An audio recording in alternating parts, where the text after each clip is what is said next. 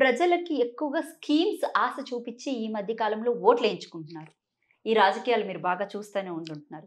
అయితే ఈ పథకాల విషయంలో అంటే మనిషికి ఒక్కొక్క ఆడబిడ్డకి 2500 ఇవ్వడం కానివ్వండి, లేకపోతే పెన్షన్ విషయానికొస్తే 4000 అంటే 2000 నుంచి 4000కు పెంచడం కానివ్వండి, లేకపోతే రైతులకి రైతు బంధు అని, గిట్టుబాటు ధరకే ఎంఎస్పి మినిమం సెల్లింగ్ ప్రైస్ 500 అని చెప్పేసని, ఇలాగా కొన్ని స్కీమ్స్ జనాల్లోకి ఎక్కువగా తీసుకెళ్తున్నారు. జనాలు కూడా ఆశపడి ఈ స్కీమ్స్ వల్లే పార్టీకి ఓటేయడం జరుగుతుంది. అయితే తీరా ఓటేసిన తర్వాత ఆ స్కీమ్స్ టైంకి అమలు చేయకపోతే ప్రజల్లో నిరాశ కూడా ఎక్కువగా జరుగుతుంది. మీరు చెప్పింది కరెక్ట్. నేను ఏకీభవిస్తున్నా. ఆ రోజుల్లో ప్రజల యాంబిషన్స్ కూడా తక్కువగా ఉన్నాయి. మనం ఓట్ల కోసం, పార్టీల కోసం వాళ్ళని రెచ్చగొట్టి అది ఇస్తాం, ఇది ఇస్తామని పెంచాం. ఆ స్టేట్లో అట్లా అవుతుంది, ఈ స్టేట్లో ఇట్లా అవుతుంది, మనం ఎందుకు చేయకూడదని మనం ఇంప్లిమెంట్ చేస్తామని ఇంట్రొడ్యూస్ చేసాం. వీటి వల్ల డబ్బు అంతా దీనికే పోతా ఉంది. డెవలప్మెంటల్ యాక్టివిటీస్కి డబ్బు ఇప్పుడు చెప్పా కదా, ఎస్టాబ్లిష్మెంట్ పెరిగిపోయిందని. ఆ ఎస్టాబ్లిష్ అనే మాటలో ఇవన్నీ ఉన్నాయి. డబ్బుని ఎక్కడ ఖర్చు పెట్టాలో అక్కడ ఖర్చు పెట్టకుండా, మన పూర్వం బ్రిటిష్ వాళ్ళు ఉన్నప్పుడు, బ్రిటిష్ తర్వాత వచ్చిన ప్రభుత్వాలు, నైజాం ఉన్నప్పుడు, నైజాం తర్వాత వచ్చిన ఇమ్మీడియట్ ప్రభుత్వాలు, ఏదైనా ఒక సాగరు, లేకపోతే ఒక రోడ్డు, ఒక కాలువ, దానికే డబ్బు ఖర్చు పెట్టేవాళ్ళు. మనం వచ్చినాక ఏమైందంటే, మన గవర్నమెంట్లన్నీ వచ్చినాక ఓట్ల కోసం అనుకోండి, ప్రజల్ని ఉత్సాహపరచడం కోసం అనుకోండి, ఒకళ్ళు ఆ స్కీమ్ పెడితే మరి ఇంకోళ్ళ స్కీమ్ పెట్టడం, ఇవన్నీ వాళ్ళకి పంచాలి కదా డబ్బు. మేము as a matter of fact 2 rupees kilo మేము పెట్టాం. నేనే రాసింది. 2 రూపాయల కిలో బియ్యం. 2 రూపాయల కిలో బియ్యం ఇండియాలో ఎక్కడా పెట్టాల, నేనే పెట్టింది. అది ఇప్పటికీ అదే నడుస్తుంది. అది చెప్తా. 2 రూపాయల కిలో బియ్యం పెడితే రాజా చెల్లయ్య అని గవర్నమెంట్ ఆఫ్ ఇండియాకి అడ్వైజర్, ఫైనాన్షియల్ అడ్వైజర్, ఆయన వచ్చాడు. మేము గవర్నమెంట్ తీసుకుని నేను ఫైనాన్స్ మినిస్టర్ అయినప్పుడు వచ్చాడు. సరాసరి నా దగ్గరికి వచ్చాడు, రామారావు దగ్గరికి కూడా పోలే. వచ్చి భలే పని చేసావయ్యా నువ్వు అన్నాడు. ఏంటంటే చెప్పండి, సిలోన్లో పెట్టారు, లండన్లో పెట్టిన అమ్మాయి, అప్పుడు హైస్టెడ్ అని ఒక అమ్మాయి ఉండి ప్రైమ్ మినిస్టర్గా, ఆమె తీసి పారేసింది ఇవన్నీ. ఆమె వచ్చి ఇవన్నీ తీసి పారేసింది, పెట్టిన స్కీమ్స్ అన్నీ. అప్పుడు చిన్నపిల్లలకి ఏదో ఫ్రీగా పాలు, ఇంకేదో ఫ్రీగా పీకలు, ఏదో పిల్లలకి అది ఇది అని పెట్టారు లండన్లో. పెడితే ఆమె వచ్చినాక తీసేతలు పారేసి ఎకానమీ అంతా సెటరేట్ అయింది. అలా సెటరేట్ అవుతుంది ఇక్కడైనా ఈ ఎస్టాబ్లిష్మెంట్స్ తగ్గించుకుంటే. ఇక ఎస్టాబ్లిష్మెంట్ తగ్గించుకుంటే జనం నానా అల్లరి చేసేటట్టు. అంటే స్కీమ్స్ ఇంపార్టెంటా లేకపోతే ఎస్టాబ్లిష్మెంట్ ఇంపార్టెంట్ అంటారా? స్కీమ్కి అటాచ్డ్ ఎస్టాబ్లిష్మెంట్ మనుషులు లేకుండా ఏం చేస్తారు?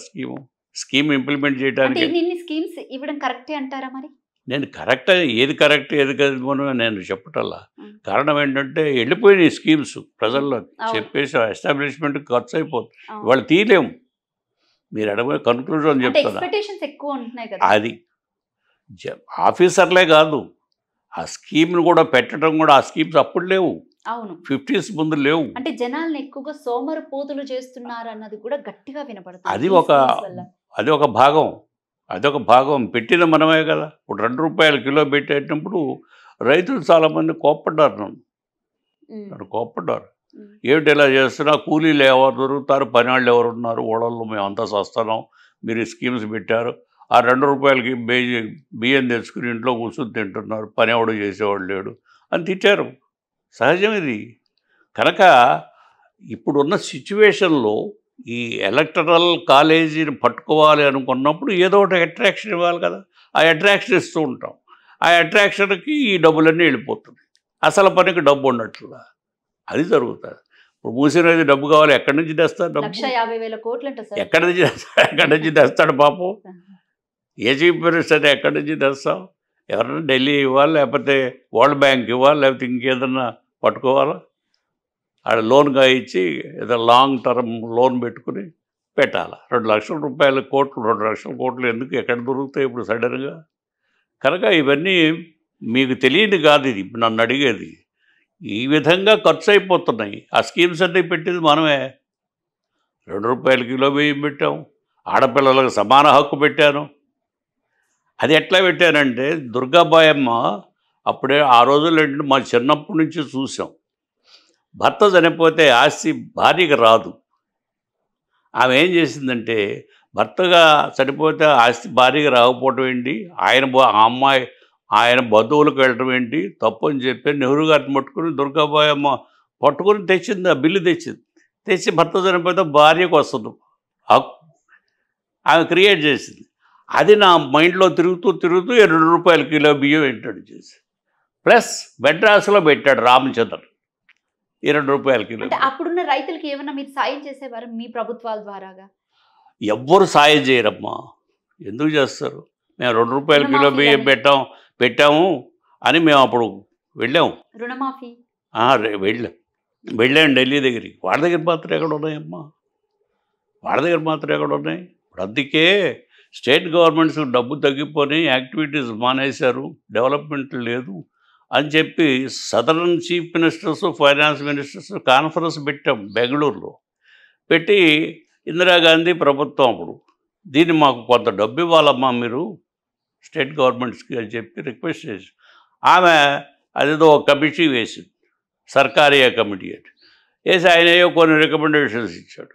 కొన్ని ఇంప్లిమెంట్ అయ్యి కొన్ని ఇంప్లిమెంట్ కాలేదు. అలాగే పోయి ఆఖరికి ఢిల్లీలో కూడా దమ్మిడి లేకుండా పోయిందమ్మా. ఇప్పుడు మీకు తెలియదు, అసలు విషయం మీకు తెలియదు. ఢిల్లీలో కూడా లేదు. నీ మధ్య బ్యాంక్ ఫ్రెండ్ ఎవరో వస్తే అడిగారు, బ్యాంకులో కూడా డబ్బు లేదండి అంటున్నాడు. అదేంటి ఎక్కడ పోయింది డబ్బు అంతా? మరి ఏం చేశారు? అంటే ఏ రాష్ట్రాల నుంచి వస్తుందో చెప్తున్నారు అట్లీస్ట్? లేదు, అన్ని చోట్ల ఇదే పరిస్థితి. ఏ రాష్ట్రం అడిగినా వాళ్ళు ఇది డబ్బు లేదు ప్రతి చోట అందరూ స్కీమ్స్ పెట్టు కూర్చున్నారు. ఏ రాష్ట్రాన్ని అడిగినా ఇది అయితే ఇప్పుడు ఢిల్లీకి ఏమైంది?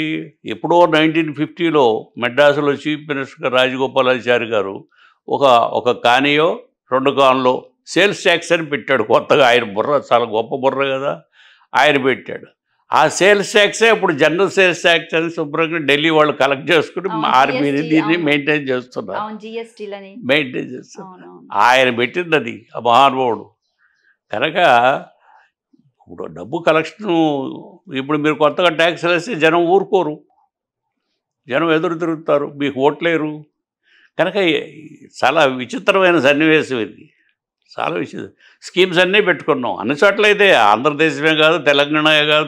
ఇచ్చిన హామీలు అమలు చేయకపోతే ప్రజల నుంచి వచ్చేటువంటి వ్యతిరేకత ఏ విధంగా ఉంటుంది అంటారు? ఇదే కోపం, చాలా కోపం ఉంటుంది, చాలా కోపం ఉంటుంది. ఎలా వస్తుందో మనం చెప్పలేం. యాజిటేషన్ అనేది ఎట్లా వస్తుంది అని చెప్పి సముద్రంలో ఇది పుడుతుంది, దాని పేరు తుఫాను, అట్లా పుడుతుంది. ఎట్లా పుడుతుందని మనకేం తెలుసు? అట్లా.